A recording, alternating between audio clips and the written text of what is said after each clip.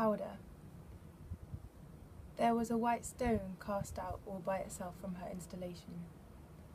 I much preferred the stone to the artwork, in fact to the whole exhibition, which I had been looking forward to seeing immensely. I picked up the stone, put it in my pocket, and took it home with me. I grated it up into crystalline powder, poured it into a glass of clear nail varnish, and painted my nails. I still have some left. Rose. There was a show, and right before, she asked me to burn some CDs for her, and so I did, but into 2 of them I dragged and dropped a tiny image of a white rose. Pearl. I am part pearl after the one I swallowed last year dissolved inside me. Snow Leopard Vodka. Snow Leopard Vodka and I trying to work it out. I found one in one Waitrose, and it felt, after a long search, and it felt intended and not subject, not objects. I took a sip and went to the hills and cooled with it through the snow. Diamond Dove. Diamond Dove. I found myself in an exotic garden, and there were 6 diamond doves in there, and there was no one around me for the whole day, and so I stayed and watched them until the gardens closed. Polly?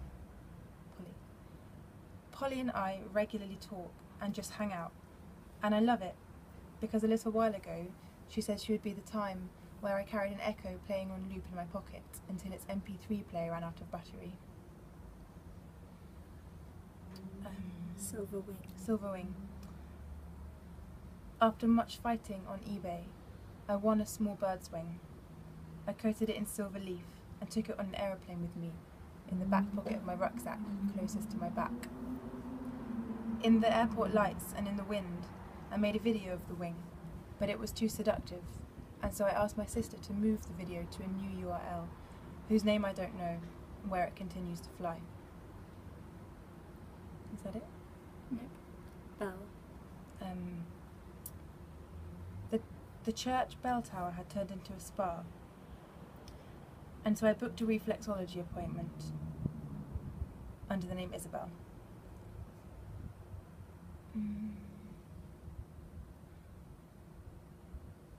I set my phone to a recording of the very bells, climbed the stairs and hoped that someone would call me.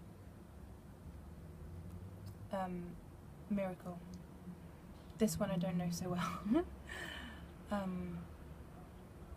I had been reading all about those saints that continue to smell of rose long after they die, and so I decided to coat the inside of a room in miracle perfume and water. That's it.